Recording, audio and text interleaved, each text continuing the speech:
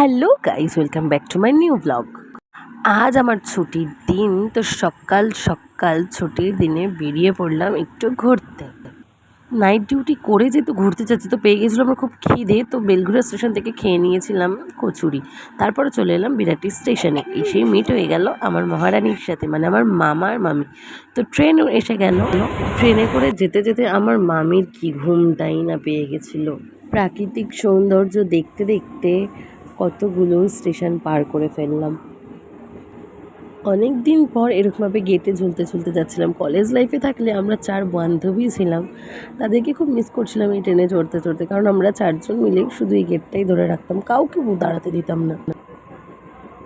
সত্যি আমার এই জায়গাগুলো এত সুন্দর লাগে, এখন ওই লাল মাটির রাস্তাতে দেখা যায়, এইসব দিকে গেলে মনটা সত্যি খুব ভালো হয়ে যায়।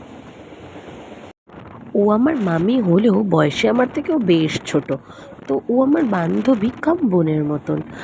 আমি যেহেতু গেটে এসেছি, ও গেটে এসেছে, ও হাওয়া খাবে, তো আমরা দুজন মিলেই গল্প করতে করতে বেশ দিব্যি রাস্তায় পৌঁছে গেলাম।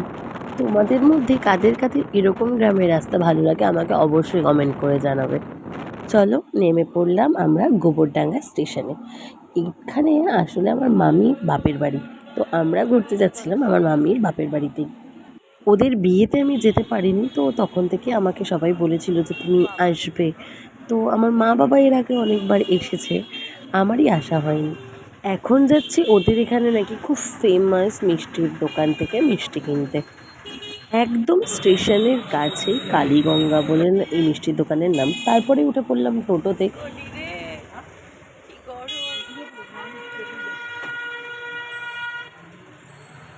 এই টোটোর এক সময়টা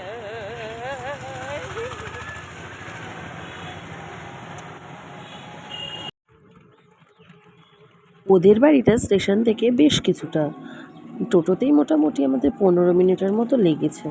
কিন্তু আমার বেশ ভালোই লাগছিল, টোটোতে বেশ সুন্দরভাবে চারিদিকটা দেখতে দেখতে যাচ্ছিলাম। আমার এই জায়গা ভীষণ ভালো লাগে।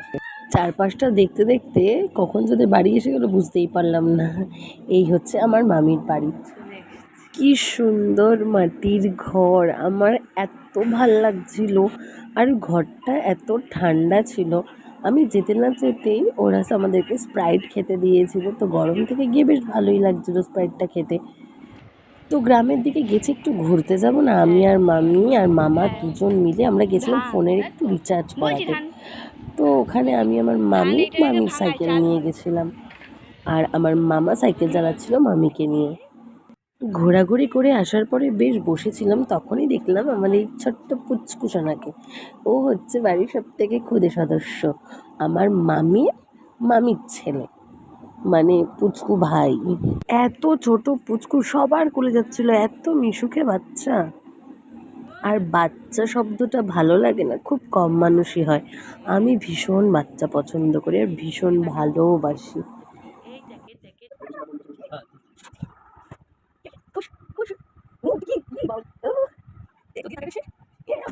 একটা বাচ্চাকে রাখতে না রাখতেই দুটো বাচ্চার মারপিট হচ্ছে এখানে। বেশ ভালো, আমি খুব ব্যাপারটা এনজয় করছিলাম। মার মার মার। আমার মা বাবাও চলে এসেছিল, তারপরে দুপুরে কবজি ডুবিয়ে সবাই খেতে বসেছিলাম। ওরা সব রান্নাগুলো কাঠে রান্না করেছিল, এত ভালো খেতে।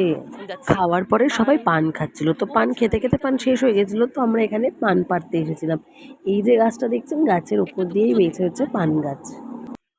ও এখান থেকে বেরিয়েছে, কত বেগুন সারাটা বাড়িতে, চারিদিকে কত বেগুন গাছ, উচ্ছে গাছ, সজনে ডাঁটা গাছ, চুইয়ের ডাঁটার গাছ। আমরা যখন বাড়ি এসেছি দিদা আমাদেরকে বেগুন সজনে ডাঁটা সব দিয়ে দিয়েছিল। বেগুনগুলো সত্যি রান্না করে যখন খেয়েছি, এত সুন্দর। বিকেল হতে না হতেই আমরা বেরিয়ে পড়েছি টই টই করতে। তো টই টই করতে কোথায় যাব? আমরা বাওড়ে যাব। এসে গেছি বাওড়ে। এই বাওড়টা যমুনা নদীতে গিয়ে মিশেছে। আমার মামির বাড়ি থেকে বেশ কিছুটা এলেই এই বাওড়টা পড়ে।